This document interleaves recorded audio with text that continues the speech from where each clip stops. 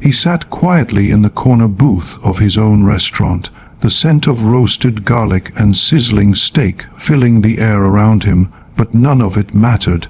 Gregory Lancaster wasn't there for the food tonight. He was there for the truth. His own restaurant, the very first Lancaster grill he had ever built, felt unfamiliar.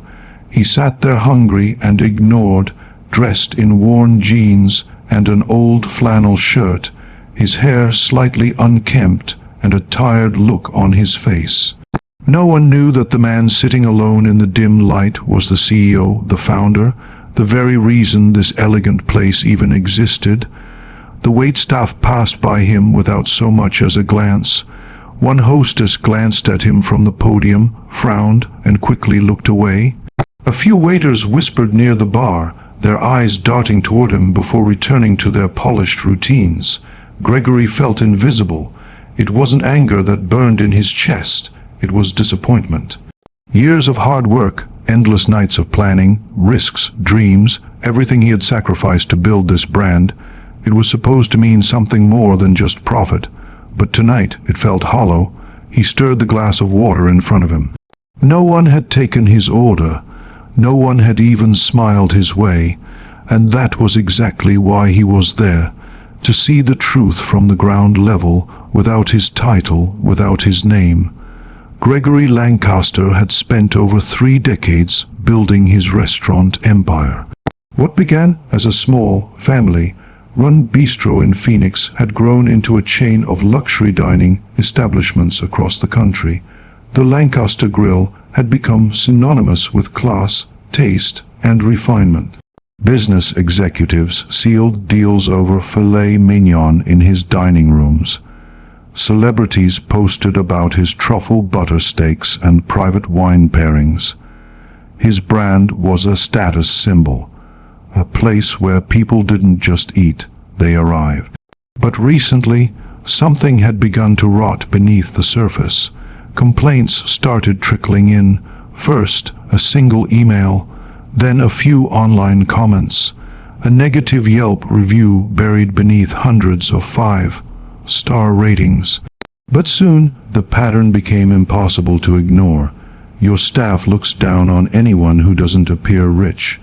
I waited 15 minutes just for water because I wasn't dressed like a CEO. I felt like I didn't belong. Gregory had always prided himself on his restaurant's motto: luxury is not about money, it's about dignity.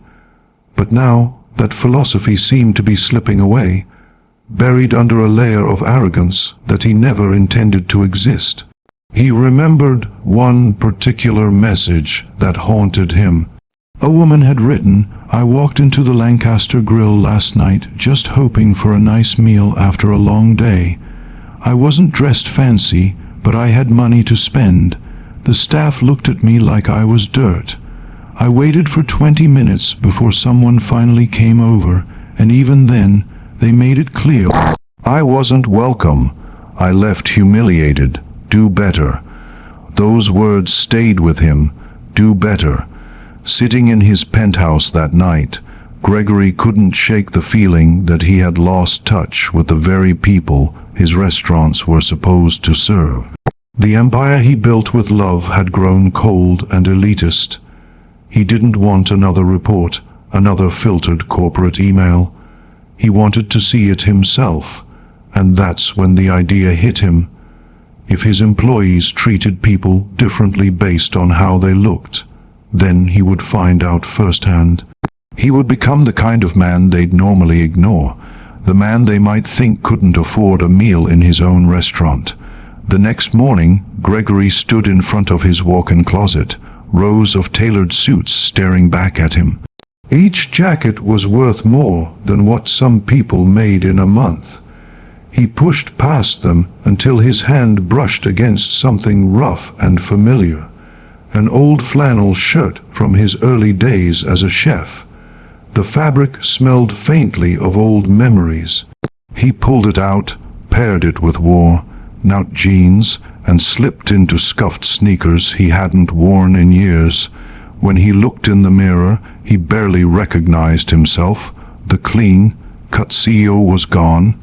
In his place stood an ordinary, tired man with a few crumpled bills in his pocket and no sense of privilege in his stance.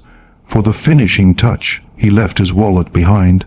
He wanted this to be real. No credit cards, no bodyguards, no reservations. Just a man looking for dinner. He caught the bus downtown. The passengers barely looked at him. One teenager gave him a quick glance and then shifted away. The air smelled of gasoline and rain. It was uncomfortable, but that discomfort was the point. By the time he stepped off near the restaurant, dusk had fallen. The golden light of sunset bounced off the sleek glass exterior of Lancaster Grill, making it look every bit as luxurious as the empire it represented. Gregory took a deep breath and pushed through the doors. Inside, everything gleamed. Soft jazz floated through the air. Waiters in crisp uniforms glided between tables like dancers, their trays balanced with precision. The smell of seared steak and fine wine filled the room. Gregory felt the immediate shift in atmosphere. This was a place that catered to a certain kind of crowd, people who expected perfection and paid handsomely for it. He hesitated near the entrance, just long enough to observe the difference. A couple dressed in evening wear was greeted with wide smiles and ushered to a table near the window. A man in a tailored suit barely had to ask before a waiter pulled out his chair. But when Gregory stepped forward, things changed. The hostess, a young woman with perfectly curled hair and sharp red nails, glanced at him with a flicker of disdain. "Can I help you?" she asked flatly, her tone laced with impatience. "Yes," Gregory said, keeping his voice calm. "Just looking for a meal." "Do you have a reservation?" He almost laughed. He knew there were always open tables for VIP, but this was part of the test. "No," he said, "but I was hoping you might have something available." The hostess tapped at her screen dramatically, sighing as if the very act of checking was an inconvenience. "It's going to be at least an hour," she said. Gregory looked around. There were at least 3 empty tables, all neatly set. He could have easily pointed that out, but he didn't. He wanted to see how far they'd go. Before he could respond, a tall man in a fitted shirt approached. "I got it, Jessica," he said to the hostess. His name tag read Stephen Manager. Stephen turned to Gregory, smiling with that fake politeness Gregory had seen 1,000 times in corporate boardrooms. "Sir, as my hostess mentioned, we're fully booked tonight. Perhaps you'd be more comfortable trying one of the diners nearby." The words hit like a quiet insult. A diner nearby. Gregory's hands rested calmly on the counter. "I don't mind waiting." Stephen's expression tightened. "We have a particular atmosphere here, sir. Our guests come here for a certain kind of experience." Gregory understood perfectly. What he meant was, "You don't belong here." And just as Gregory was about to step back and let the moment unfold, a voice broke through the tension. "I can take him," it said. A young waitress stepped forward, her uniform simple but neatly pressed. Her eyes were warm, her posture steady. Her name tag read Jasmine. Stephen frowned. "Jasmine, we don't have. The table by the window is open." She interrupted softly, "I'll take him." Stephen's jaw clenched, but he didn't argue further. He stepped aside, muttering something under his breath. Jasmine smiled at Gregory, gesturing toward the empty table. "Right this way, sir." As she led him through the dining room, he felt the eyes on him, the curious glances, the quiet whispers. To them, he was just a poor man who didn't fit the aesthetic, but Jasmine didn't see that. She just saw a person who needed a meal. When Gregory sat down, Jasmine placed the menu before him. "Can I get you something to drink?" she asked, her tone warm and respectful. "Just water, please," he said, his eyes flicking to the menu. The prices looked different tonight, not in numbers but in meaning. For someone scraping by, a $30 plate wasn't just dinner, it was a gamble. "Of course," Jasmine said, disappearing for a moment before returning with a tall glass of ice water. She set it down gently, as if it mattered. "Take your time with the menu, no rush." Gregory nodded, watching her walk away. Around him, other waiters bustled about, laughing and chatting with wealthy patrons. No one looked his way. He wasn't worth their time. But Jasmine's kindness was a small light in that sea of indifference. A few minutes later, she returned. "If you're not sure what to order," she said, leaning in slightly, "I can bring you something small on me." Gregory looked up, caught off guard. "You don't have to do that." "I know," she said simply. "But I want to." She walked off before he could argue, and when she came back, she carried a small bowl of soup with a slice of bread. It wasn't much, but it was served with care. Gregory stared at it for a moment before tasting it. The soup was warm and perfectly seasoned. For the first time that night, he smiled, but that brief peace shattered when a sharp voice cut through the room. "Jasmine, a word." Stephen stood by the kitchen doors, his arms crossed. His expression was stern. Jasmine hesitated, then turned to Gregory with an apologetic smile. "Excuse me for a moment." He watched her walk over. He couldn't hear the words, but he saw the anger in Stephen's gestures. He saw Jasmine's shoulders tense. She tried to explain herself, but Stephen's face only grew darker. Gregory could imagine what was being said. "Don't waste time on customers who can't pay. Focus on real clients." When Jasmine returned, she didn't mention it. She just smiled again and asked if he needed anything else. Gregory saw the exhaustion behind that smile, the kind of exhaustion that comes from fighting battles that shouldn't exist.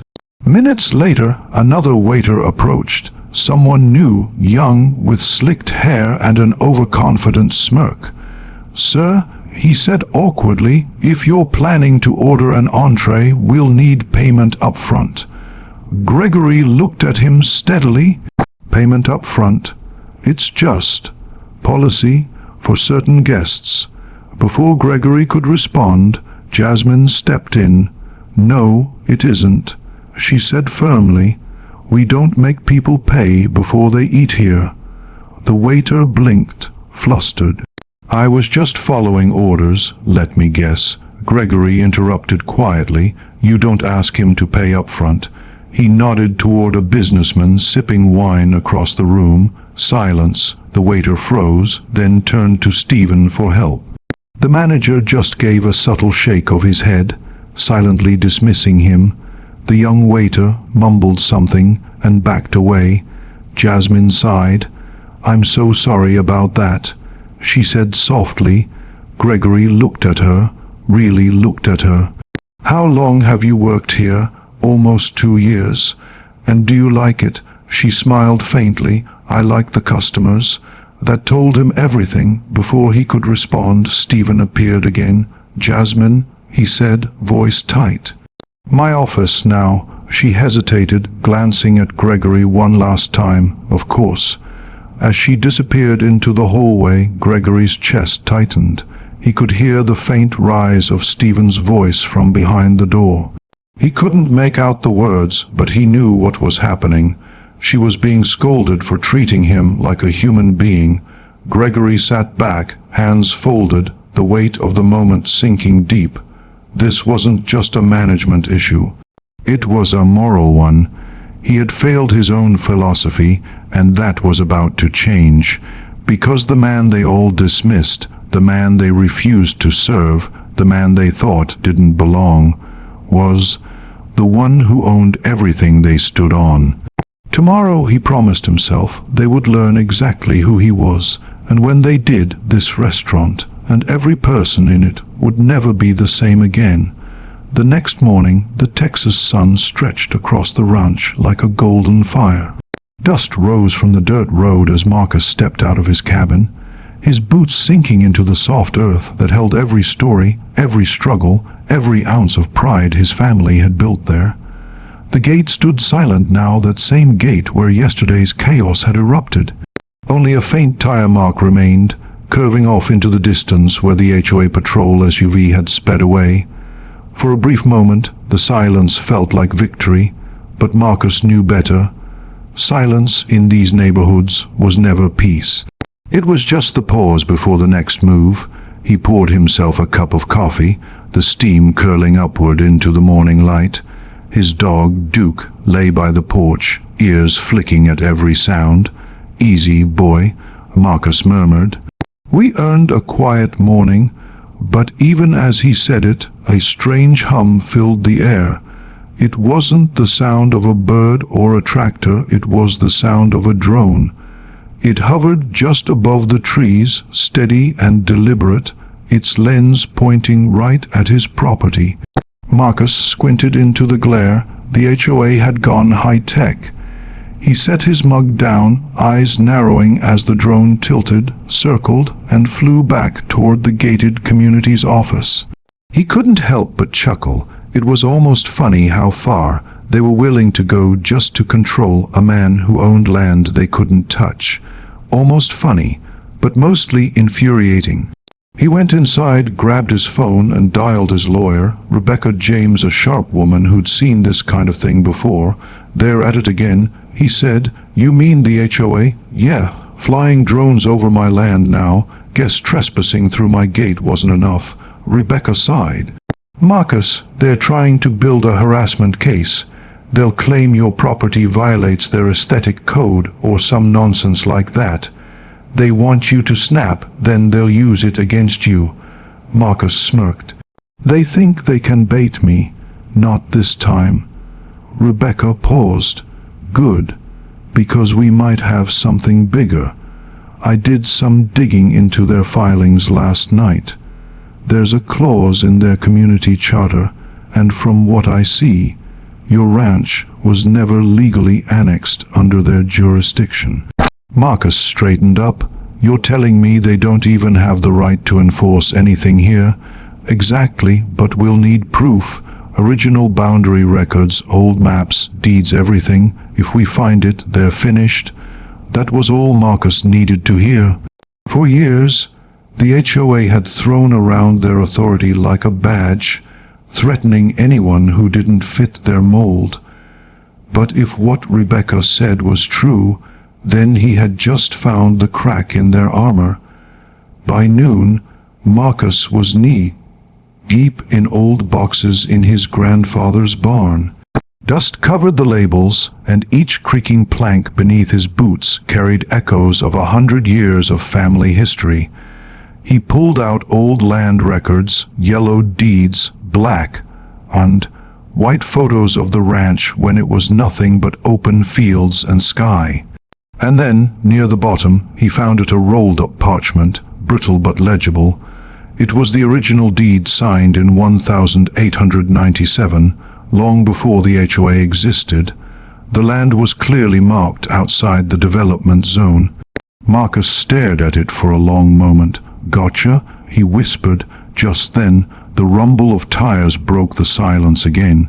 He stepped outside to see a sleek black SUV rolling up the dirt path.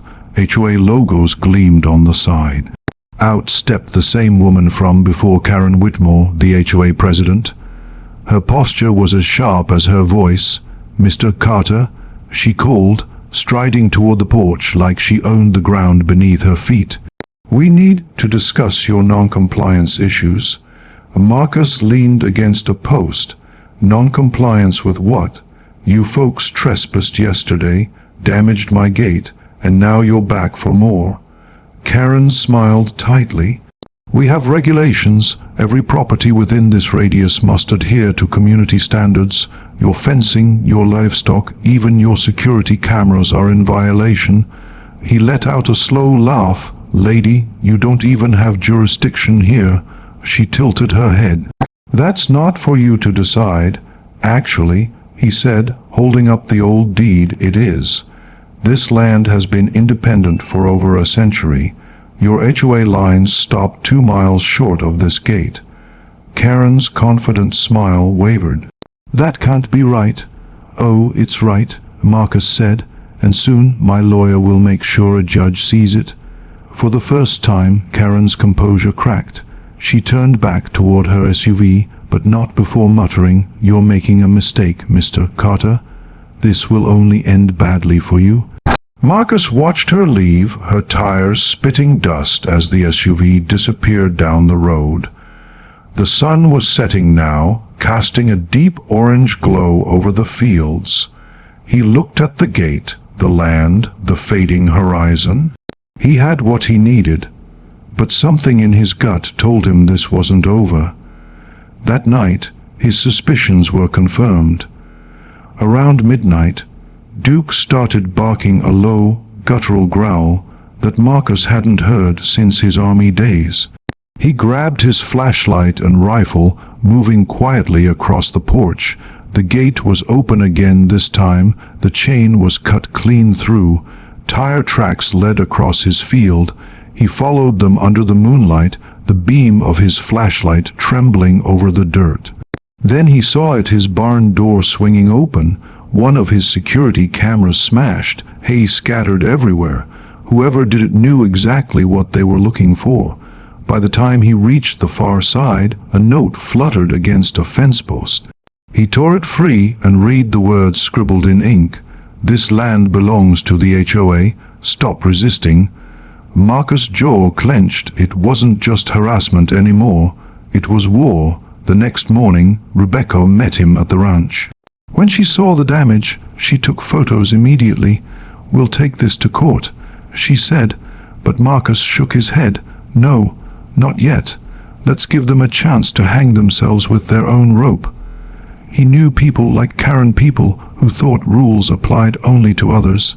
And he knew that the best way to beat them wasn't with anger, but with patience and proof. So he went to work. He installed hidden cameras, not the ones they could see, but the kind they couldn't. Motion sensors, thermal lenses, silent alarms. A week passed, then two. The HOA seemed quiet, too quiet. Karen hadn't shown up again, and there were no patrols. Marcus almost thought they'd given up. But one night, the cameras caught movement again, 3 figures, dressed in black, sneaking across the property line. They carried flashlights and tools. Marcus watched it live from his monitor inside. He didn't call the cops immediately. Instead, he waited, letting the cameras record every moment. They broke a window, stepped into his barn, and started spray painting violation across the wall. That's when he called the sheriff, not out of panic, but with the calm confidence of a man who knew this time the truth would speak louder than words. As the phone rang, the intruders kept working, oblivious to the silent cameras capturing every detail, the spray cans, the bolt cutters, the masks. Sheriff Daniels came the voice on the other end. "Evening, Sheriff," Marcus said. "Got some trespassers out here at my ranch. Thought you might want to handle this one yourself. Anyone you recognize?" "Not yet, but I've got it all on camera, every second."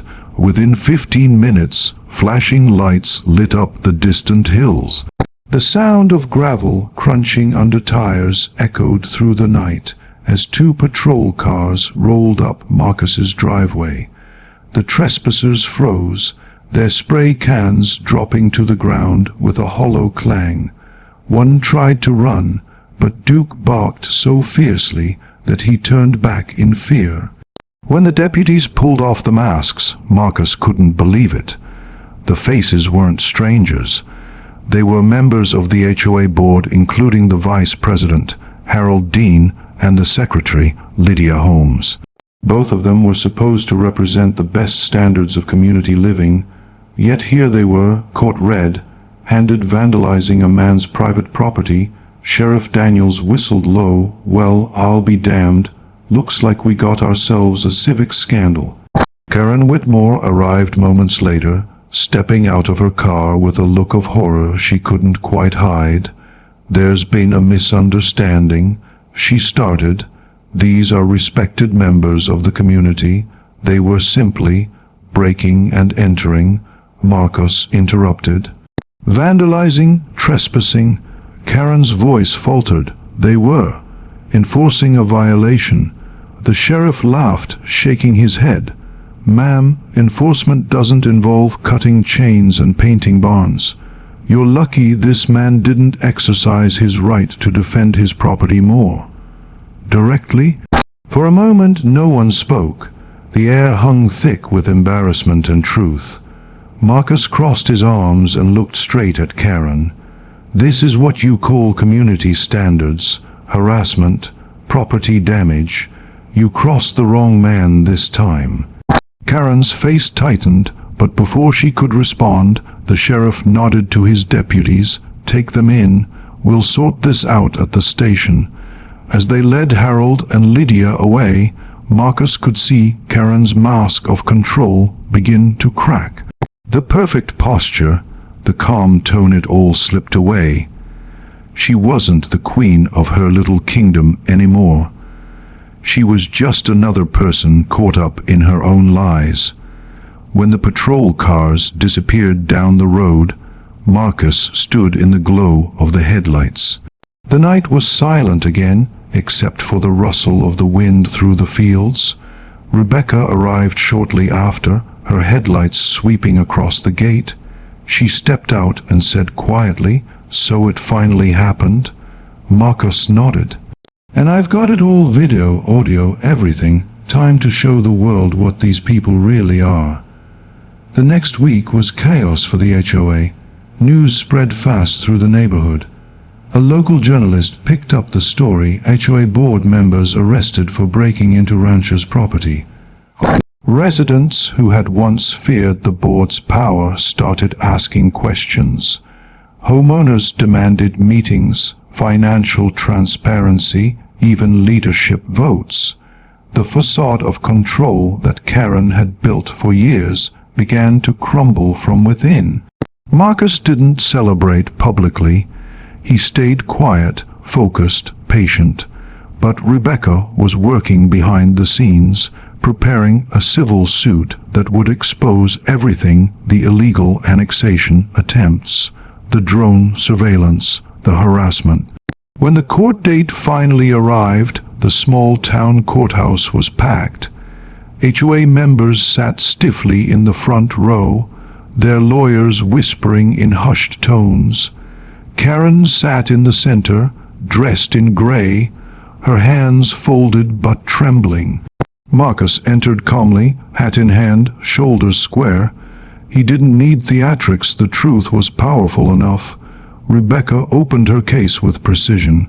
"Your Honor, this HOA has overstepped its legal boundaries, attempted to seize land it does not own, and engaged in a campaign of harassment against my client, Mr. Carter.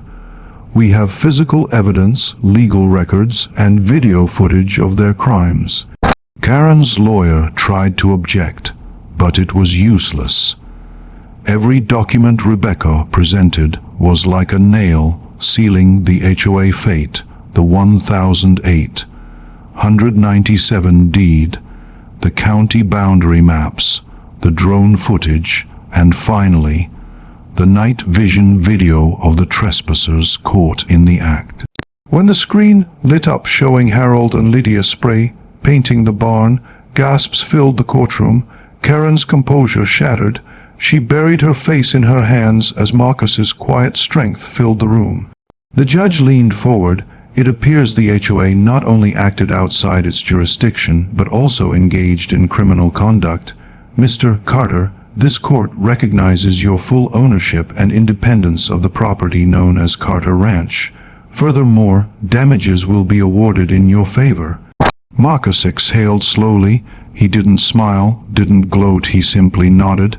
Justice had a weight to it, one that didn't always come with joy, but with relief. As the courtroom cleared, Karen approached him hesitantly. Marcus, I never meant for it to go this far. He looked at her evenly.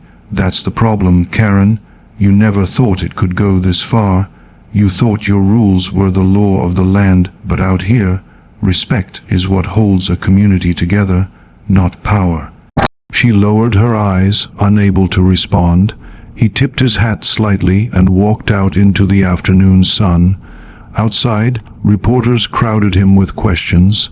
Mr. Carter, what will you do now that you've won? He paused for a moment. I'll do what I've always done, take care of my land, my people, and my peace. The rest will take care of itself. That evening, the ranch glowed under the sunset again. The new gate stood strong, reinforced, gleaming, and secure. Marcus sat on his porch with Duke beside him, watching the horizon burn gold and red. Rebecca pulled up one last time, a folder in her hand. It's official, she said with a smile. The HOA has been ordered to pay restitution, and your property is permanently exempt from their control. You're free. Marcus nodded. Freedom's a funny thing. Folks think it's something you're given. Truth is, it's something you earn by standing up when they tell you to bow. She smiled. You really could give a speech, you know. He chuckled. Nah, I'll let the land speak for me. The sound of crickets filled the silence. Somewhere in the distance, the wind rustled the grass, carrying away the last traces of conflict. Weeks later, Karen resigned from the HOA. The community she once ruled started rebuilding, learning humility in the wake of exposure.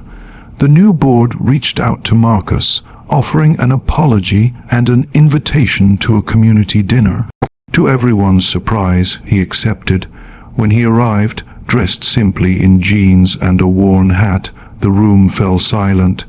Karen wasn't there, but her absence spoke louder than words. The new president, a younger man with sincerity in his eyes, stood and said, Mr. Carter, we owe you more than an apology. You reminded us that leadership isn't about control, it's about respect. Marcus nodded, saying softly, We're neighbors. That should mean something. Don't forget it again. The crowd applauded quietly, not the wild kind of clapping that comes from excitement, but the kind that comes from understanding. When he returned to his ranch that night, the stars were brighter than they'd been in months. The weight of the past had lifted. The land was quiet again, not with tension, but with peace. He walked up to the gate, the one they'd fought over for so long, and ran his hand along the cool metal. Guess we finally earned some respect, huh, Duke? The dog wagged his tail, and somewhere deep inside, Marcus knew this wasn't just a victory for him, it was a lesson for everyone who thought power was about control. Because in the end, decency, integrity, and quiet strength always stood taller than greed. As the moon rose above the fields, the ranch seemed to breathe again, alive, free, and untouchable. Marcus took a long breath, tipping his hat to the wind. This land was never theirs to claim, he whispered, and never will be. The night answered him with silence, the kind that meant peace, not fear. The battle was over. Justice had finally taken root. If you liked this story, please like, subscribe, and share it with others so they can learn something from it too.